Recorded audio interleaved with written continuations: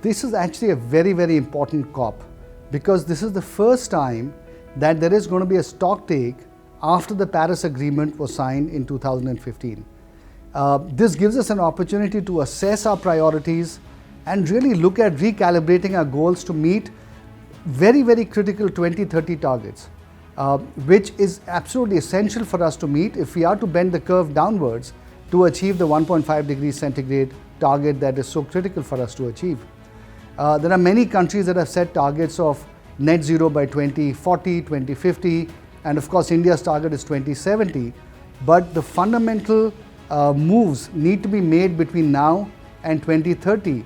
And if that base is not built right now, then we will not be able to achieve the 2050, 2070 targets. So it's very important that we now set in place the right frameworks and the right base for really achieving the right outcomes for 2030. Additionally, I would say that there are 5 key outcomes that we really need to focus on in this COP, and which actually the presidency of the COP has also committed to. The first, of course, is the tripling of the renewables energy capacity, which is something that was adopted at the Delhi Declaration of the G20 meet that was hosted by India as president. So I think that is very important. The second is doubling energy efficiency. That is something that we don't focus on enough, but every unit of power that is, or energy that is avoided, is as good as being produced. Thirdly, very critically, we have to cut methane emissions by 75%.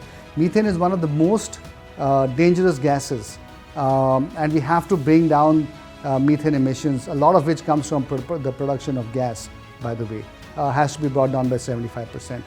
The other thing is we have to boost clean energy spending in emerging economies, because that's really where a lot of the battle of demand growth for energy will be fought, and we have to make sure that they have the right tools at their disposal in terms of being able to make the right investments for clean energy and other energy efficiency economies to prevent further growth in carbon emissions.